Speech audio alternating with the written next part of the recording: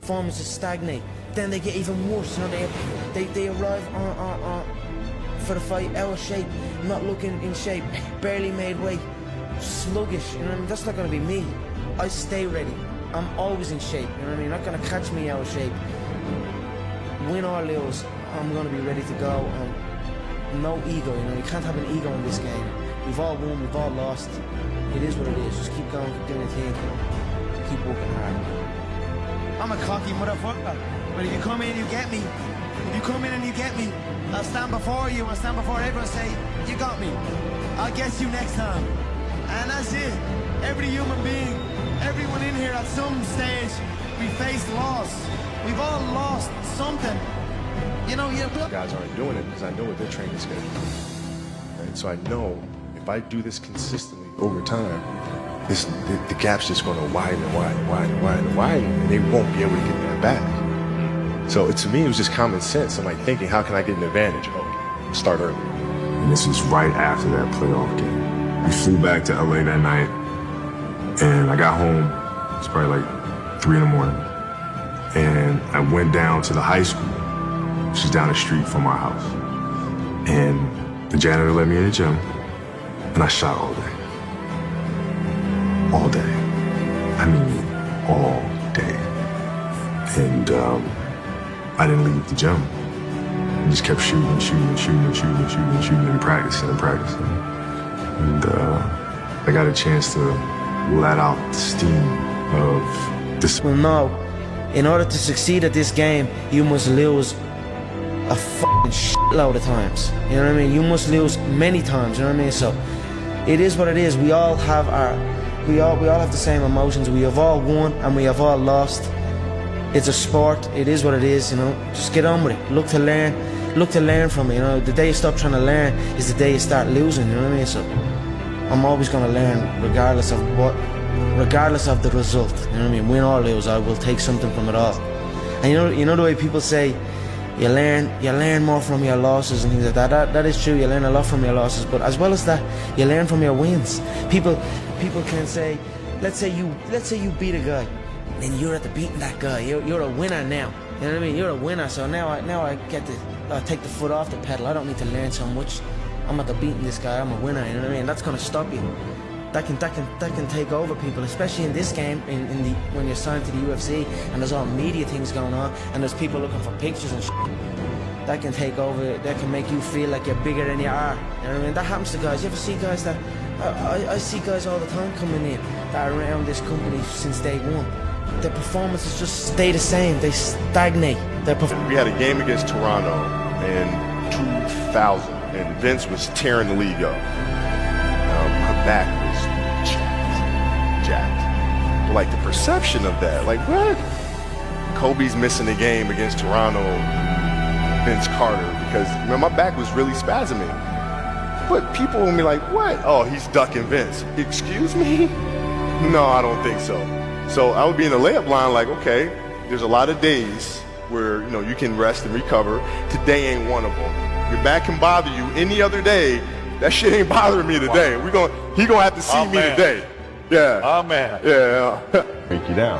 How can I show you that no, I have the edge, right? And so that's when it first started for me, is figuring out how to get the upper hand on an opponent that way. And what would you do to mentally break people down then? We used to have an All-American camp that I used to go to. And, you know, at the time when I first showed up, I was a sophomore. And one of the things I would do is while everybody would be at the cafeteria work, you know, eating and doing some stuff, I just go back to the gym. I just go back to the gym. They'd be resting, and they'd see me leave. Right? But now you're in a tough position because you're like, okay, I want to be like, I'm following the kid to go work out. I know he's working, he's up early, and he's doing all this other stuff. And so that was my way of showing them, yeah, I may be in the suburbs, but you're not going to outwork me. Wow. And I'm mentally going to. Did someone teach you that? Was that just a thing that you decided, like, I'm going to get in people's minds? I think it's just figuring out ways to be better.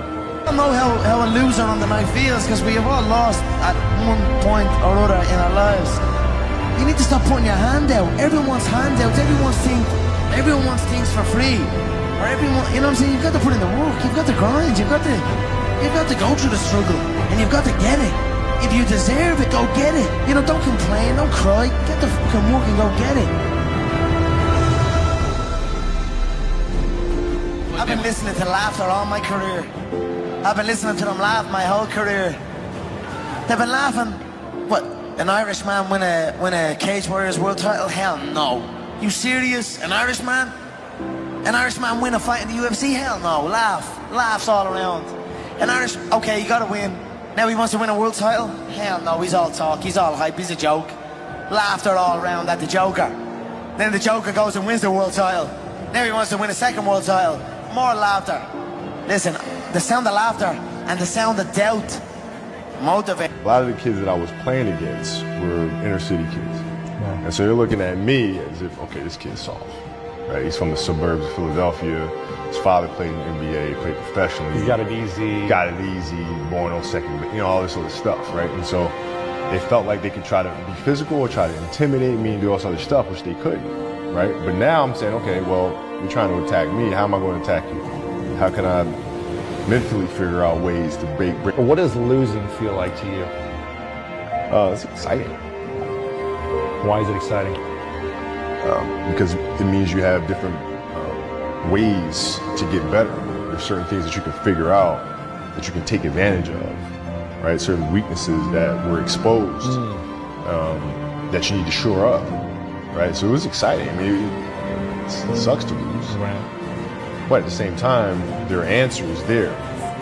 You just look at them. Because you get the information from losing more than from winning, probably. Yeah. I mean, the answers are there when you win, too. You just have to look at them. Yeah. Right? So it's a constant process. It's exciting when you win. It's exciting when you lose, because the process should be exactly the same, whether you win or you lose. As you go back and you look and you find things that you could have done better, you find things that you've done well. I'd say you're right. I was a waster.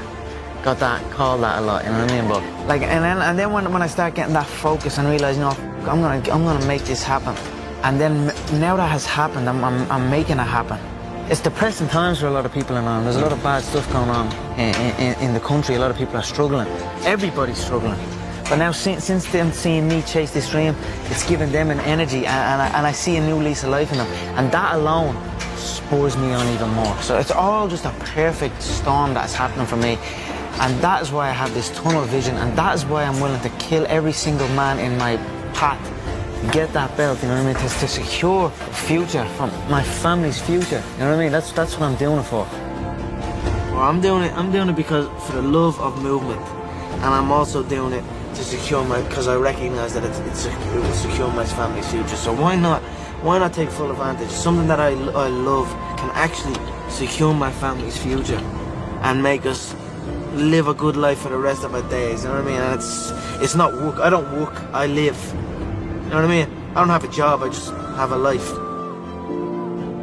That worked, figure out how did they work, why did they work, and how can you make them work again? Yeah. And but the hardest thing is to face that stuff. I think the best way to prove your value is to work, is to learn, is to absorb, to be a sponge. You always want to outwork your potential. As hard as you believe you can work harder than that. And that's what I tried to do when I first came in the league. But you know, basketball is such a direct competition sport. And me coming in at 17, I hated when like my teammates would say, you know, I get hit with an elbow, right? Shaq would hit me with an elbow in practice. And like, you know, Nick Van Exel would come up and say, are you okay? I'm like, what? It's me, so I'm enjoying that. I seek that. I don't feel no doubt. I don't feel that going and fighting any of these other UFC bums right now. They need to rise up. Right now they're down there. I've got this situation where people are truly doubting me like they doubted me at the very, very beginning.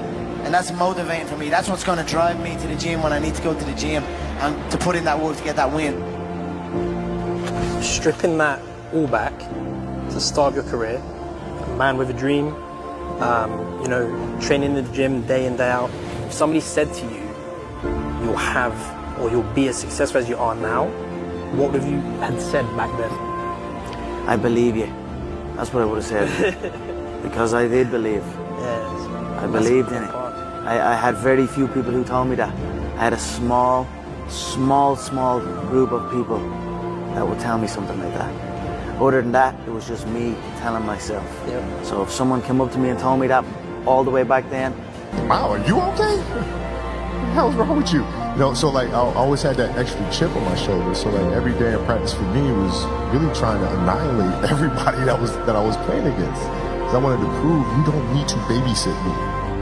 Like I'm fine, you know. Mamba mentality simply means trying to be the best version of yourself. That's what the mentality means. It means every day you're trying to become better. And it's a constant quest. It's an infinite quest. So starting at the age of 2, when I first started playing the game, and on and on and on, I always ask questions. I always try to get better every single day. The lesson I cherish the most is how important it is to love what you do. If you love what you do and it's making you happy, all the hard work and perseverance will pay off. When you know you're truly giving it your all, there's no greater feeling in the world.